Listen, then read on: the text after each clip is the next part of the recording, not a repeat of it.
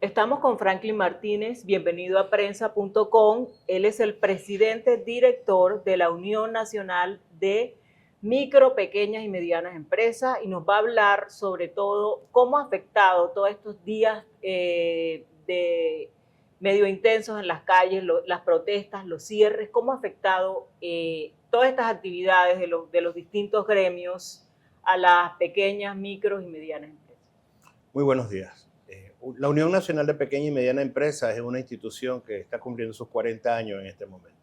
Desde 1979 hemos sido garantes del sector de la micro, de la pequeña y de la mediana, con mucho énfasis en la labor social que desempeñan las empresas. Este momento que estamos viviendo duro hace que la incertidumbre haga daño a la economía nacional. ¿Qué es lo que está sucediendo? Que la economía se está viendo mancillada, se está golpeando, se está atentando contra la democracia a través de la economía nacional. Exactamente cómo los impacta a ustedes, al sector. Despidos, retrasos en producción, en repartir mercancías, ¿cómo se ven afectados ustedes? Un cierre de calle atenta directamente contra mi derecho a la movilidad, Ajá. pero hay otro derecho que se vulnera y es mi derecho a la sostenibilidad. Yo debo tener la oportunidad de desarrollar mi arte u oficio en condiciones de sostenibilidad. ¿Eso qué significa? Que cuando se va a hacer un cierre de calles no se considera que la gran mayoría, y en esto digo más del 85% de las empresas en Panamá son micro y pequeñas. Nosotros contamos con más de 1.5 millones de personas que dependen de este sector económico. Cuando usted anuncia un cierre de calles, lo primero que sobreviene es la incertidumbre. ¿Qué sucede cuando hay una incertidumbre? Se genera un estado de sitio. Nadie invierte, nadie gasta. Lo primero que se hace es ir directamente a los supermercados a comprar lo suficiente para mantenernos durante un periodo en el que no nos vamos a poder mover. Durante el periodo en el que no nos vamos a poder mover, ¿qué sucede? Que toda la economía de la micro, de la pequeña y de la mediana se colapsa precisamente porque nosotros somos eminentemente prestadores de servicios. No todas las empresas micro, pequeñas y medianas son de saco y corbata. Muy Correcto. por el contrario. De nuevo, las micro y las pequeñas son más del 85% de las empresas a nivel nacional. Sí, porque tenemos este concepto de que cuando se habla de empresa en Panamá, automáticamente la gente piensa en una gran corporación, un grupo de personas de saco y corbata, una flota de autos esperando en los estacionamientos, pero usted acaba de decir que no es así, que el 85% de las pequeñas empresas, o sea, son pequeñas, o sea, tienen pocos trabajadores, el capital. Hábleme un poco del perfil de este sector. Según la ley 33 del año 2000 se clasifica en micro, pequeña y mediana. La primera es la micro, que es de 0 a $150,000 de facturación. Cualquier persona diría, wow, $150,000 es un número grande, pero es de facturación, no es de gastos. Entonces, ¿qué es lo que sobra después de los $150,000? Es con lo que va a vivir una empresa que la mayoría de las veces son empresas familiares y por eso se llaman empresas micro, que comprenden entre 2 y 2.8 empleos cada una de estas empresas. Luego viene la empresa mediana, que es de 150,000 hasta $1,000,000.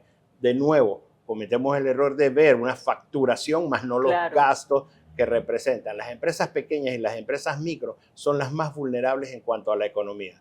Esta situación que estamos viviendo en este momento, donde algunos grupos están tratando de romper con la democracia. Estamos cumpliendo un año de haber ido a las elecciones. Todavía no hemos tenido la oportunidad de ver cuáles son los verdaderos beneficios de cómo se está manejando el país con este nuevo gobierno. Lo que sí tenemos que entender es que nuestra vocación de país es una vocación democrática. Nosotros velamos, exigimos que se cumplan todas y cada una de aquellas de las funciones que se deben cumplir en democracia. Y eso significa, y eso pasa evidentemente, por el respeto a mis derechos y el respeto a tus derechos.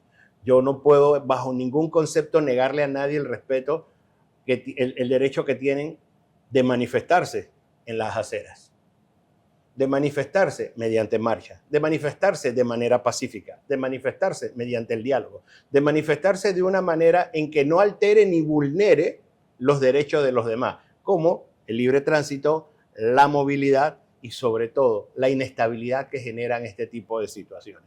Cuando nosotros caemos en este tipo de inestabilidad, lo primero que incrementa es el nivel de la incertidumbre, y la incertidumbre cierra la inversión.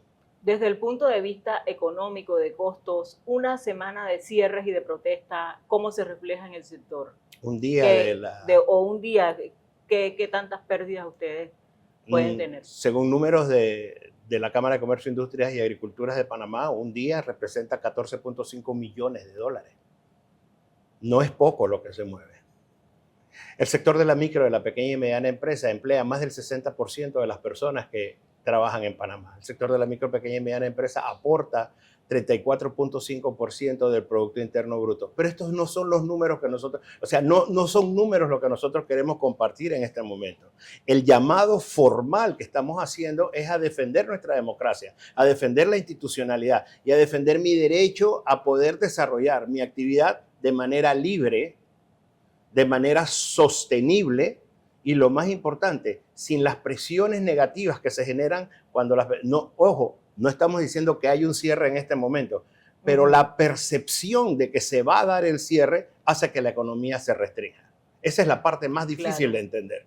Nosotros tenemos que vivir con una percepción de tranquilidad. Nosotros exigimos de parte del gobierno que nos dé las condiciones mínimas necesarias para desarrollar nuestro arte y nuestro oficio en condiciones de sostenibilidad. Y no podemos permitir que la democracia se vea vulnerada por personas que, primero, participaron de las reuniones para la reforma de la Caja del Seguro Social. Se les tomó en cuenta con todas y cada una de las cosas que pidieron. No se subió la edad de la jubilación. Se incrementó la cuota obrero patronal al sector empleador. Todas y cada una de las voces se escucharon durante más de 5 meses. Luego pasamos a la Asamblea, que es el órgano representativo de la democracia panameña. Ahí están el resultado de los votos. Todo lo que nosotros hicimos hace 365 días por todos los legisladores que votamos están representados en la Asamblea. Se reconoció y se discutió en la Asamblea, se discutió en Panamá y se discutió en el interior de la República. ¿Y ahora quieres desconocer la democracia? Eso es un atentado directamente a la economía de la micro, de la pequeña y de la mediana empresa. Ellos en el paquete de reclamos también introducen el tema de la minería y los acuerdos pactados con el gobierno de Estados Unidos. No existe. No existe absolutamente nada de minería que esté sobre el tapete. Es más, a mí lo que me llama la impresión es que dicen, nosotros estamos en contra de. El Ejecutivo los llama y le dice, conversemos. Y mandan un comunicado y dicen, no queremos conversar. Entonces, ¿de qué se trata? ¿Cuál es el objetivo? ¿Resolver la situación que se tiene a nivel país? ¿O hacer que tengamos una situación de inestabilidad? ¿O hacer que tengamos una situación de incertidumbre? ¿O hacer que el sector más vulnerable de la economía nacional, que son las micros, que dicho sea de paso son eminentemente familiares, que dicho sea de paso el 82% de las decisiones que se toman dentro de una micro, pequeña y mediana empresa las toman madres panameñas? Ahí es donde está el núcleo de nuestra nación. Ahí es donde está nuestra democracia. Yo no estoy hablando de aspectos políticos. A mí no me interesa cuáles son las corrientes políticas que cada uno de ellos quieran desarrollar, poseer. Ellos tienen derecho a tener todas las manifestaciones políticas en el campo político. Entonces, constitúyanse partido, por favor.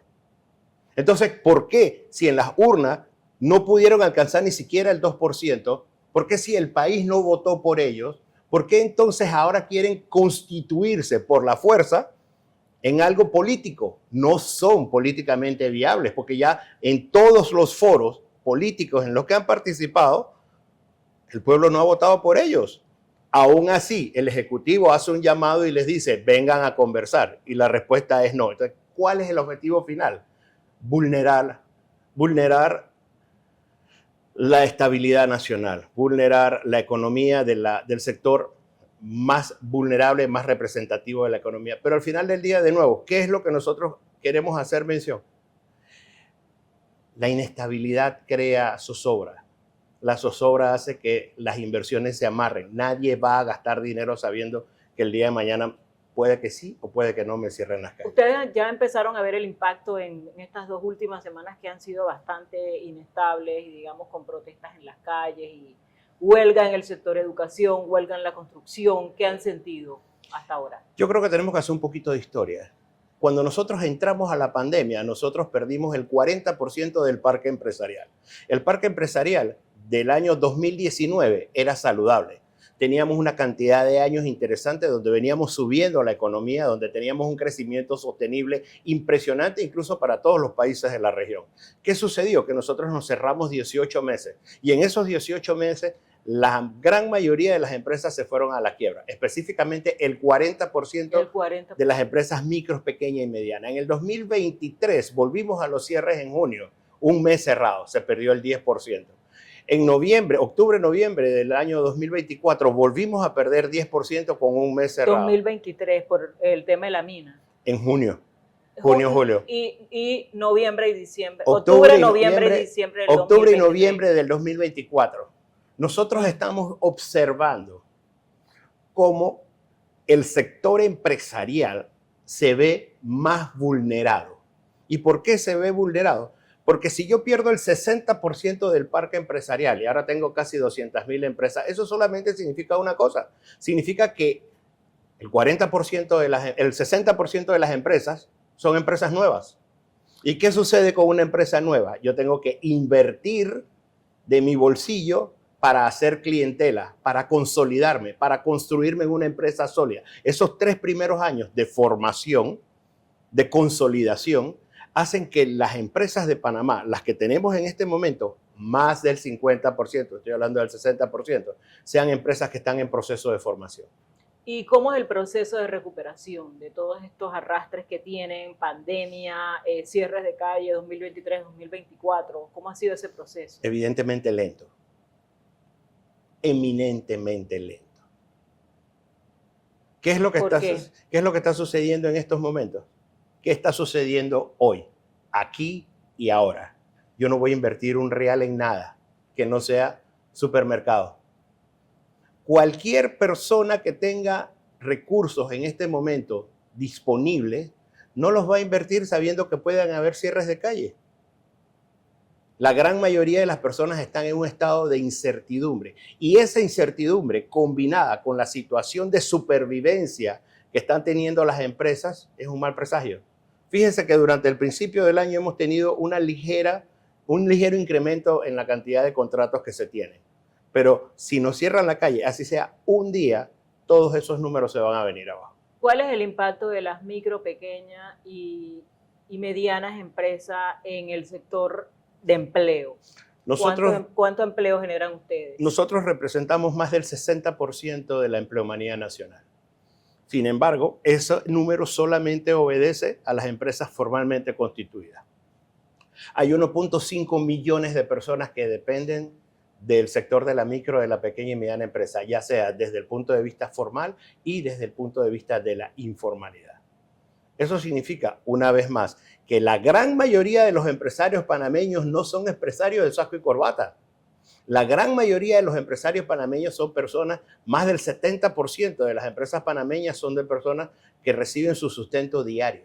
Son de personas que prestan servicio, son de barberos, son de lavaautos, son de economistas, son de abogados nuevos, son de contadores, son de talleres, son de panaderías. Son personas que brindan y prestan servicio, son personas que ejecutan su arte u oficio y que ese arte u oficio y ese servicio debe ser prestado en condiciones de sostenibilidad.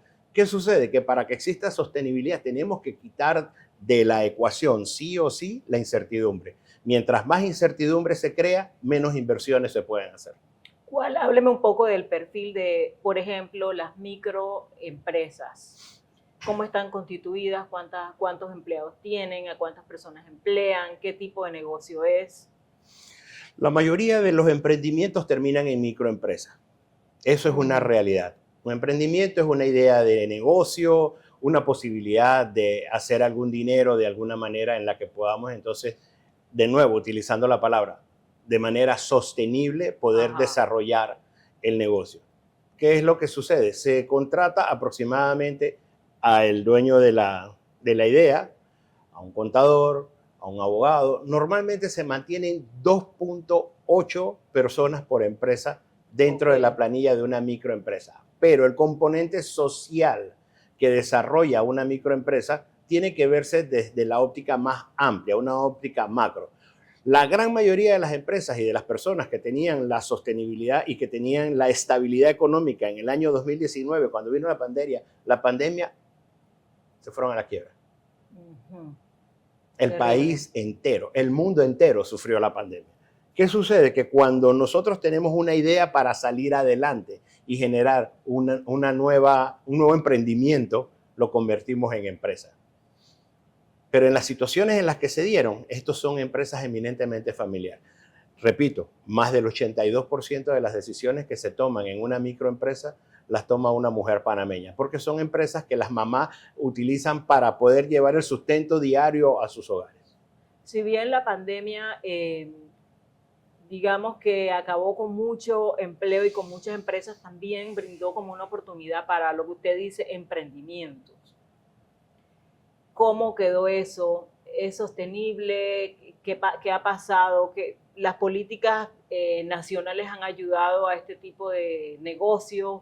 ¿Quién me puede decir al respecto? Nuestra mayor crítica siempre ha sido que el sector de la micro, de la pequeña y de la mediana empresa es un sector huérfano.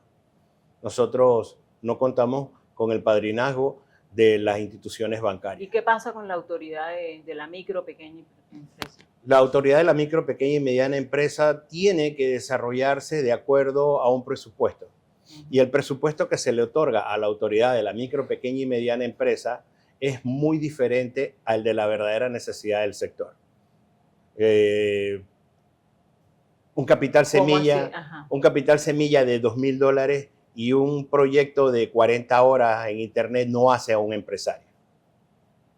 Pero no solamente es eso, la banca local, no existe ningún producto, no existe ningún servicio específico para la microempresa. Cuando usted va a pedir un préstamo para su microempresa, usted tiene una idea de negocio y usted va a pedir un préstamo para su microempresa, a usted le piden exactamente los mismos requisitos que le piden a la mediana empresa o a la empresa grande. De hecho, le piden los mismos requisitos que le piden a una persona natural. Mucha burocracia. No existe un producto o proyecto específico para la micro, para la pequeña y para la mediana empresa. Sí es cierto que dentro de la autoridad existen programas como Profimipe y algunos otros programas que tienen Fidemicro que sirven de garantes para poder pedir un préstamo. Pero desafortunadamente el trámite a nivel bancario es engorroso. Yo le quiero poner un ejemplo. Si usted tiene una empresa que la generó en el año 2023, digamos que en el año 2022, y usted llega al año 2023 al banco y le dice, yo quiero que me hagas un préstamo, lo primero que le van a decir es, deme el movimiento de su cuenta bancaria de los últimos 6 meses. Evidentemente, al tener un mes cerrado, claro, su economía no va a ser potable. No importa, dejemos que pase el otro año, estamos en el 2025. Tráigame los movimientos financieros de su empresa de los últimos 3 años. Cierre en el 2024, cierre en el 2023, 18 meses cerrados durante la pandemia. ¿Qué movimientos financieros podemos presentarle a una entidad bancaria que la entidad bancaria considere a una microempresa como potable? No hay. Entonces, no nos llamemos a engaño. Hay algunas empresas o algunas instituciones que se hacen llamar empresas para microempresas, banca para microempresas, pero no es cierto. En la realidad, los requisitos son exactamente los mismos. ¿Qué se necesita para dinamizar el sector? El sector de la micro, pequeña y mediana empresa necesita 4 pilares importantes. El primero de ellos es la capacitación. Nosotros tenemos que ser conscientes de que la gran mayoría de las personas tienen empresas y utilizan los fondos de la empresa para pagar asuntos privados y utilizan dineros privados para pagar asuntos de la empresa. Eso es un error.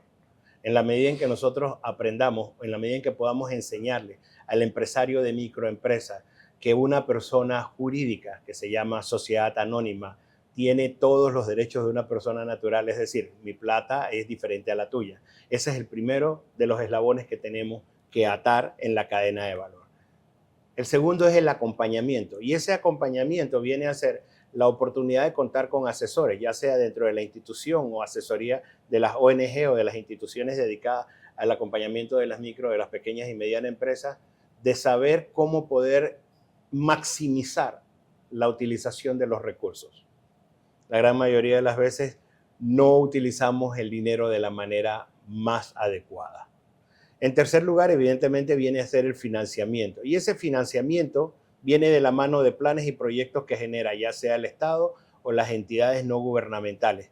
Este financiamiento también debe ser incluido con la banca a través de banca del segundo piso o a través de los múltiples proyectos que existen de los bancos internacionales, debe servir para dinamizar la capacitación, el acompañamiento, pero sobre todo la puesta en práctica de los procesos que están dentro de cada una de las empresas. Y la dinamización que se da al final, que es lo que nosotros le llamamos el aceleramiento. Una vez que la empresa pasa por cada uno de estos 3 tamices, ya ella entra en proceso de aceleramiento. ¿Cuál es su valoración de todos estos millones de dólares que se otorgaron en el gobierno de Laurentino Cortizo para programas como Capital Semilla y otros?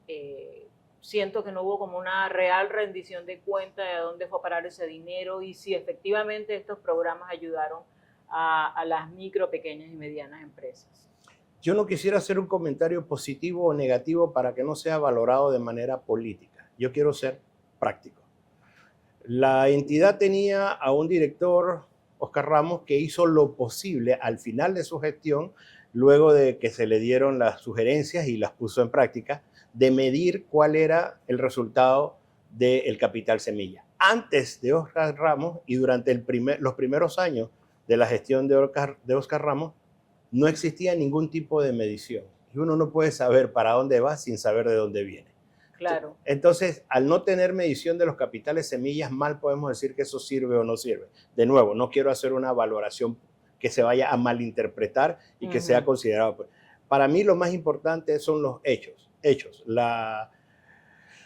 Las instituciones de micro, pequeña y mediana empresas no tienen un producto en la banca que les pueda ayudar. Hechos, las instituciones de micro, pequeña y mediana empresa no tienen la asesoría necesaria. Hechos, las empresas de micro, pequeña y mediana empresa, los empresarios de empresas micro, pequeña, mediana, micro y pequeña más que nada, no saben distinguir la diferencia entre los fondos propios y los fondos de la empresa. Entonces, mientras nosotros no hagamos ese trabajo profundo de capacitar al sector de la microempresa, el resto va a ser una carrera cuesta arriba. No podemos perder de vista que durante mucho tiempo nosotros fuimos asediados por prestamistas. Cuando los bancos no abrían, los prestamistas se adueñaron de la gran mayoría de las empresas que existían. Y ese es un tema que es muy intenso y que es necesario de un estudio particular para eso. Desde la Unión Nacional de Pequeña y Mediana Empresa venimos midiendo desde el año 2020 el impacto socioeconómico producto de la pandemia. Sin embargo, para nosotros es muy difícil llegar a una entidad bancaria y decirle tenemos esta información y queremos publicarla, porque no existe esa vocación para tener la información. Esa información la utilizó el ministro del gobierno pasado, el ministro Ramón Martínez, para sacar de la pandemia la economía nacional y salir adelante. Sin embargo, en este gobierno hemos tenido la oportunidad de conversar con varios ministros de Estado, incluso con el presidente de la República, y hay diferentes actitudes. O sea, la actitud ahora es más comunicativa que la que existía en el gobierno pasado. Eso nos da mejores luces, nos da mucha buena vibra en el ambiente y lo más importante, el sector de la micro, de la pequeña y mediana empresa siente que está siendo apoyado. Lo que no podemos hacer es confundir una cosa con otra. Lo que se necesita para el sector de la micro, pequeña y mediana empresa es un impulso real. No es un impulso político, no es un impulso cosmético, no es un impulso de que vamos a ver cómo ayudamos a 10 empresas para que las 10 empresas salgan en la televisión. Eso no funciona. La verdadera economía de un país se cimienta sobre el sector de la micro y de la pequeña empresa, que son empresas familiares, que son empresas que facturan menos de $150,000 al año y que es lo más importante, son empresas de servicio, son empresas de arte, son empresas de oficio. Eso es lo que necesitamos, impulsar el sector de la micro, pequeña y mediana empresa. Y para terminar, no cerremos las calles. El país no soporta un cierre de calles. ¿Qué mensaje usted le envía a todos estos grupos que están protestando en las calles? Para mí es sencillo porque yo lo veo todos los días en el sector de la micro, de la pequeña y mediana empresa. Señores, no cierren las calles. Cuando cierran las calles, no afectan al presidente de la República. Cuando cierran las calles, no afectan al doctor Dino Mon. Cuando cierran las calles, no afectan a nadie que vive en Río Indio. Cuando cierran las calles, no afectan absolutamente a ningún dueño de las minas. Cuando ustedes cierran las calles, lo único que hacen es cerrarle la oportunidad al sector de la micro, de la pequeña y de la mediana empresa que lleve su arte, su oficio y que lleve el sustento diario. Los salarios de los maestros los cobran 15 y 30. Los salarios de los sindicalistas los cobran bisemanalmente. Los salarios de los funcionarios públicos les llega a 15 y 30. Los salarios, incluso los subsidios de los pueblos originarios les llegan a tiempo. Ustedes tienen la seguridad de que les va a llegar su salario a su bolsillo. No corten la libertad de nosotros de poder desarrollar nuestro arte, nuestro oficio, en condiciones de sostenibilidad que permitan llevarle el sustento diario a nuestros hogares. Nosotros sí necesitamos trabajar. Si ustedes quieren hacerlo de otra manera, ahí están las aceras, ahí está el ministro, ahí está el presidente. Ellos los están llamando a dialogar. No cierren las calles porque el país no lo necesita, el país no lo soporta.